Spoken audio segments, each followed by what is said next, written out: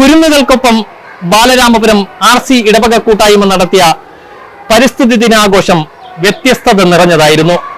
നൂറുകണക്കിന് വിദ്യാർത്ഥികളാണ് പരിസ്ഥിതി സംരക്ഷണത്തെക്കുറിച്ച് ഇവിടെ സംസാരിക്കുകയും ചെടി നട്ടുകൊണ്ട് അവർ ആവേശം പങ്കിടുകയും ചെയ്തത്. ബാലരാമപുരം സെന്റ് ജോസഫ് സ്കൂളിന്റെ വളപ്പുകളിൽ അവർ വൃക്ഷത്തൈ നട്ടായിരുന്നു ഇന്ന് അവരുടെ ആഘോഷത്തിന് തുടക്കം കുറിച്ചത്.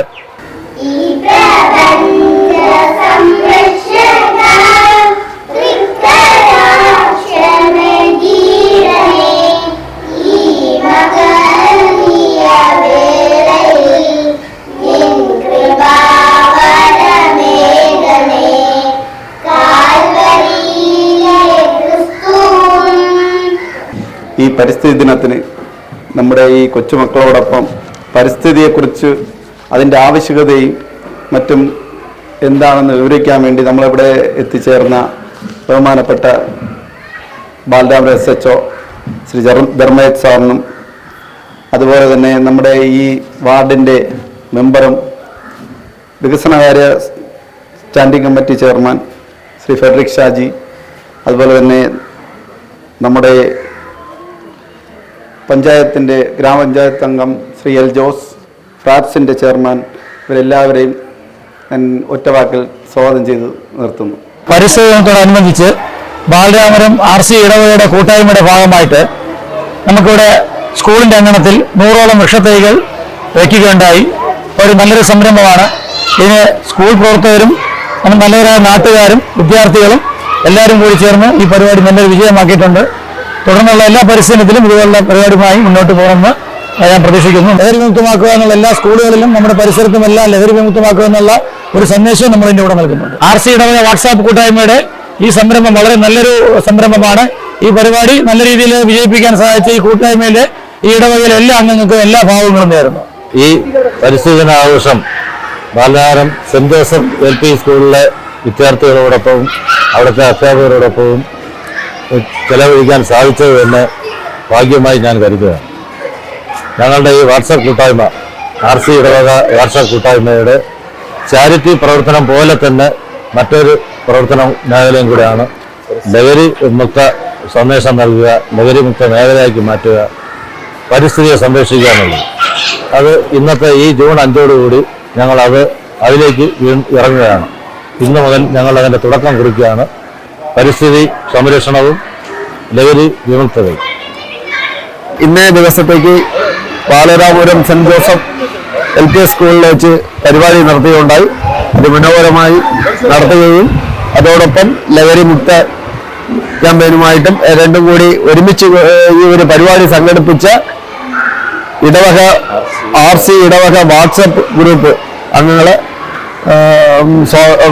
അഭിനന്ദിക്കുന്നു.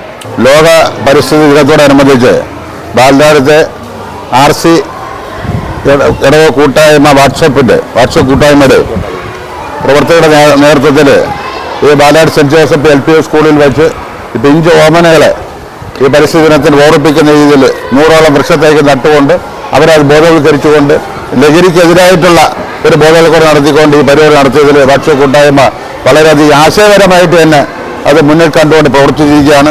മാത്രമല്ല അവർ വളർന്ന കൊച്ചുകുട്ടികൾ നേഴ്സറി മുതൽ 4ാം ക്ലാസ് പഠിക്കുന്ന കുട്ടികൾക്ക് ഈ കൃഷിയെക്കുറിച്ച് വാസന കൂടുകയും കുടുംബ പശ്ചാത്തലം നല്ലൊരു പോകുന്നതിനും ലഹരിക്ക് അടിമയായിരിക്കാൻ വേണ്ടി നല്ലൊരു സന്ദേശം കൊടുത്ത ഈ വാട്സപ്പ് കൂട്ടായ്മയെ ഞാൻ മുക്തകണ്ഠ പ്രാപ്സിൻ്റെ പേരിൽ പ്രശംസിക്കുകയാണ്. പരിസ്ഥിതിയുടെ ബാലപാഠങ്ങൾ പഠിക്കുന്നത് പ്രൈമറി വിദ്യാലയങ്ങളിലാണ്.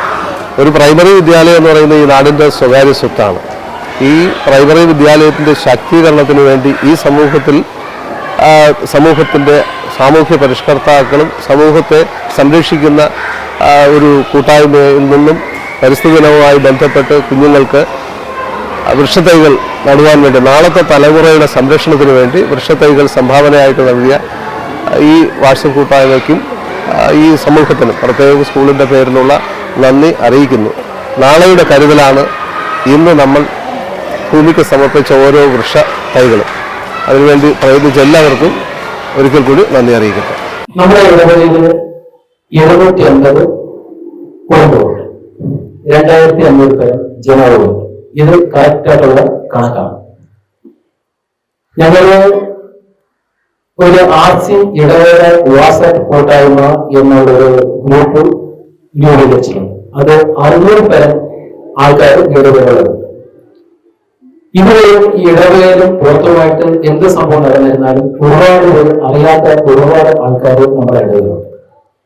ഈ ഗ്രൂപ്പ് ഉണ്ടായതിനു ശേഷം നമ്മുടെ ഇടവേള ശരിയെന്നല്ല പുറത്തായാലും ശരിയല്ല ഒരു ചലനമുണ്ടെങ്കിൽ ഞങ്ങൾ ആ സെക്കൻഡിൽ തന്നെ അത് ഈ ഗ്രൂപ്പിലിടുകയും വളരെ ഫാസ്റ്റായിട്ട് തന്നെ ഈ ഇടവേള ജനങ്ങൾ പെട്ടെന്ന് അറിയുകയും അത് ഉപയോഗിക്കുകയും ചെയ്യുന്ന ഒരു ഗ്രൂപ്പാണ് RC ഇടവക കൂട്ടായ്മ.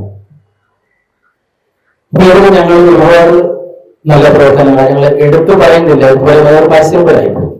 ഞങ്ങൾ ഇതിൽ തന്നെ ഒരു 10 പേര് ഞങ്ങൾ സാമ്പത്തികമായിട്ട്, അതായത് നമ്മൾ 9 ദിവസമായ മാർച്ച് 5 മുതൽ ഈ ജൂൺ വരെ ഞങ്ങൾ ഒരു വർഷത്തേക്ക് 10 പേരെ തൊട്ടിട്ടുണ്ട്.